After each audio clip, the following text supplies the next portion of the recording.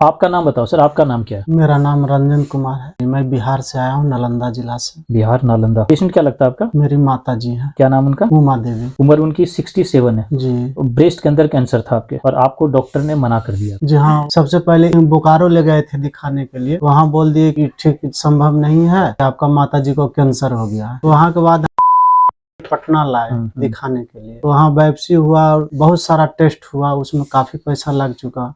जांच में ही पैसा? हाँ, जांच में पैसा लग गया। कितने दिन जांच चला था आपका? तो सिर्फ 2 महीना से ऊपर ही हो गया था, 2 जांच महीने ही चल रहा था। किसी प्रकार के कोई दवाई नहीं खाने कहे थे। जब लास्ट में बायोप्सी जांच होने के बाद बोले कि इसको भर्ती कर दो हॉस्पिटल में और पैसा का जुगाड़ करो। हमने पूछा कि लगभग कितना लग जाएगा सर? तो बोले कि मिनिमम 7-8 हजार रुपया डेली लगेगा रोज का। तो हम गरीब आदमी थे, इसलिए हम चले आए। उसी बीच में हमारी दीदी का इलाज अपने के यहाँ से चल रहा था। किस चीज का? कैंसर का। अच्छा, उनको कहाँ था कैंसर? उसका भी पूरे बदन में था, चेस्ट से स्टार्ट हुआ था। अच्छा, ब्रेस्ट से स्टार्ट हुआ था जी। और पूरे शरीर में फैल गया था। फैलने के बाद हमारे दीदी बेड रेस्ट हो गए और जहाँ तहाँ से ब्लड आना शुरू हो गया। जहाँ तहाँ से मतलब? पीठ से आना शुरू हो गया, रीढ़ से और एक चेस्ट से। शरीर में कई जगह से ब्लड शुरू रिसाव हो गया। चालू हो गया है। तो उनको भी मना कर दिया होगा फिर तो? उस पीरियड में डॉक्टर कह दिए, सारा जगह वो दिखाए, दिल्ली दिखाए, बम्बई दिखाए, मुंबई दिखाए, सब जगह से हार जाने के बाद अपने के शरण में आए। आपका दवाई खाने के बाद 15 से 20 दिन के अंतराल में ब्लड आना बंद हो गया। वही हमको बताए, तो हम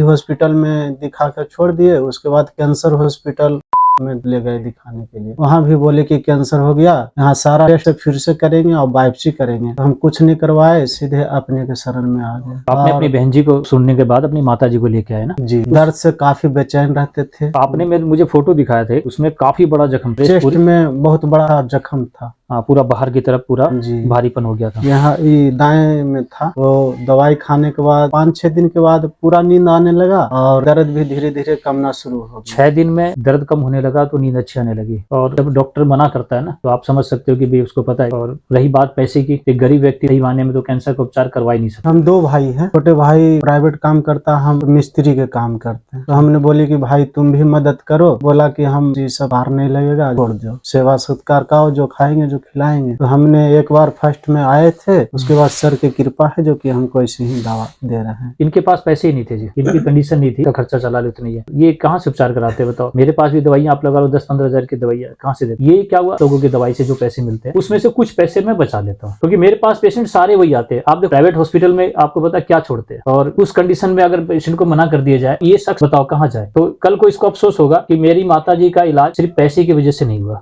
अगर मान लो कि अगर मैं इसकी हेल्प नहीं करता, तो मैंने यहाँ पे कोई दान पेटी नहीं लगाई है, मैं किसी से दान नहीं लेना चाहता। मैं तो जो पैसे है ना आप लोग देते उसी से बचाकर ऐसे कई पेशेंट है जिसका मैं इलाज कर लेता हूँ। ये तो इन्होंने बोला कि कृपा मैंने नहीं करी है, गौ माता नहीं करी आपकी। मैंने एक बात और कहा था कि गाय नहीं हो तो मैं दवाई नहीं दूंगा आपको। जी हाँ, बोले थे। आपको पता है कि आपके पेशेंट के ठीक होने का कारण या पीछे वजह क्या है? तो गौ माता आए समझ में कि अगर गाय नहीं होगी तो ये ठीक भी नहीं होगा पेशेंट। और आज आपको पता है देसी गाय को जड़ मूल से खत्म किया जा रहा है, या तो जर्सी रहे या भैंस रहे। मुझे नहीं पता कि क्या विज्ञान, मैं तो आपके सामने हर पेशेंट का अपना रिकवरी रेट रखा है। अब ऐसे पेशेंट की हालत जो बिल्कुल सो नहीं पाती थी, दर्द से बिल्कुल बेचैन थी, बहुत बेचैन, इतना बड़ा ब्रेस्ट के अंदर जख्म हो, पूरे दिन चिल्लाते रहते थे। कैंसर पेशेंट की कराह किसी ने सुनी होगी ना, उसको पता होगा जी। बहुत दर्द रहता है। बार बार मेरी माँ कह रहा था कि गला घोट दो, जान मार दो। क्या करे, इतना दर्द कैसे सहन हो? हॉस्पिटल वाले मना कर दिए, वो कंडीशन थी। और नींद आने लगी बता रहे चौथे दिन। जी, चौथे दिन से नींद आना शुरू हो गई, जबकि पूरे रात दिन नहीं सोते थे। चौथे दिन आराम मिलने के बाद आपको लगा कि हाँ, जो मैं दवाई लेके आ रहा हूँ बहुत अच्छा था। और हमारे साथ जानकारी हुआ था 3 आदमी और भी लेने आए। एक का फेफड़ा में कैंसर था, वो भी ठीक हो गया। उनको भी बहुत दर्द था और कुछ नहीं खाते थे, ऐसे बेड पर सोते रहते थे। उसके बाद दवाई दिए,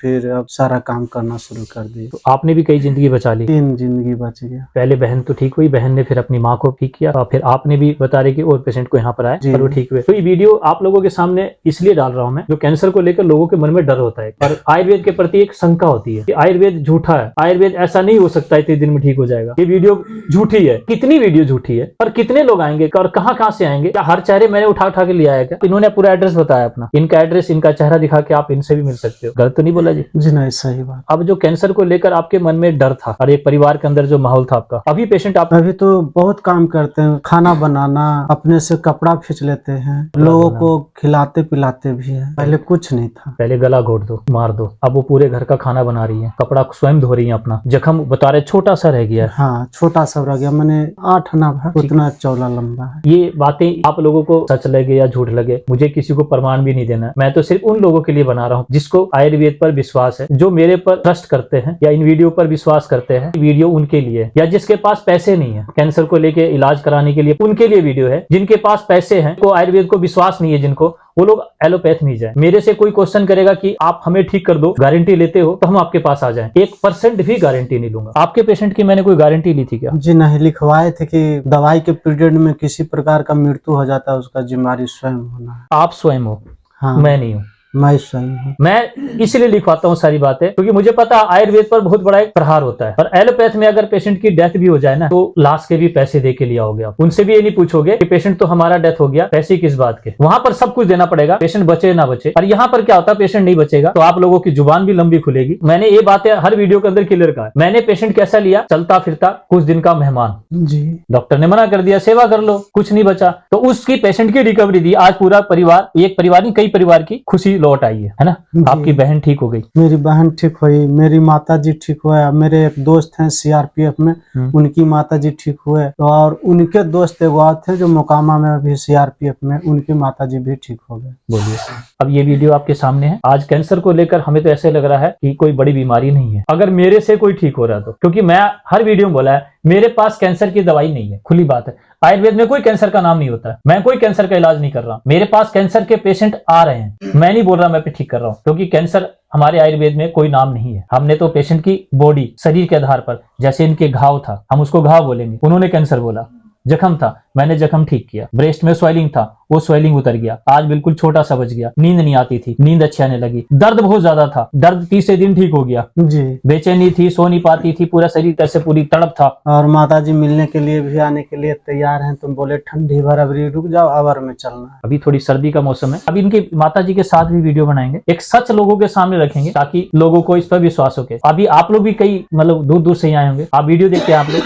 अब वीडियो देख के आए सर, एक बीएसएफ वाले का था, हाँ, जो कि बोला मैंने कीमो करवा दिए। हाँ, और उनकी भी वही घर में ताला लगने वाला था। 80 लाख रुपए तो मैंने खर्च कर दिए, घर में ताला लगने वाला था। मेरे बेटा ने मिला था कहीं दिल्ली में सीओडी में, उन्होंने भेजा नानी का एड्रेस है, तो उन्होंने लास्ट स्टेज था, 4th स्टेज था बोला। तब देख करके बेटा ने बताया वहां चलो।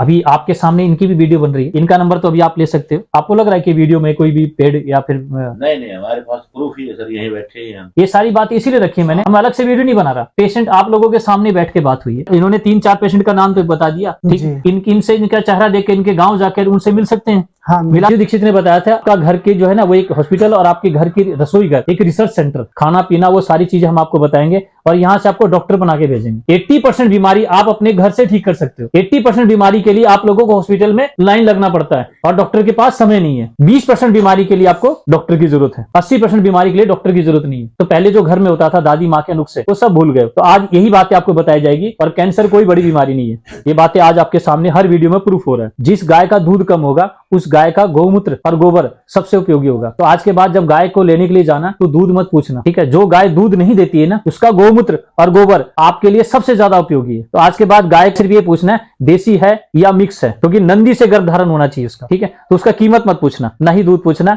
बस उसको इनाम का और दे के आना। अगर उसने बोल दिया ना कि 10,000 तो उसको 21,000 दे के आना। आज गाय की कोई कीमत नहीं होती है। गाय की कीमत, आप अपनी माँ की कीमत बताओगे? अगर आपकी माँ की कीमत क्या है, क्योंकि गाय को क्या बोला गया, माँ।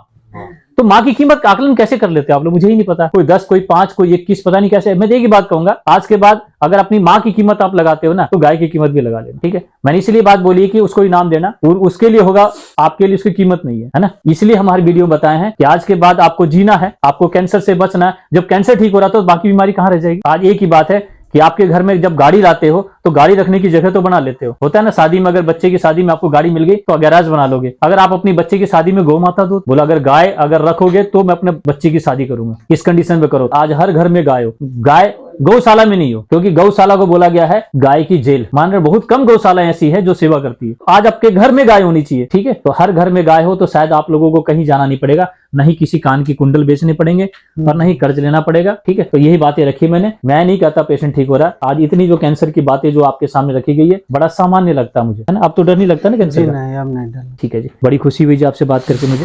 और नई जीवन आपकी माता जी की मुबारक हो। अब तो गौ माता ने आपको 2-2 माँ मिल गई है। जी 2 माँ मिल गई, माँ के ही सहारा से जिंदा हुए मेरे माता जी। एक माँ ने दूसरी माँ को बचाया, है ना। जी। ठीक है जी, नमस्कार।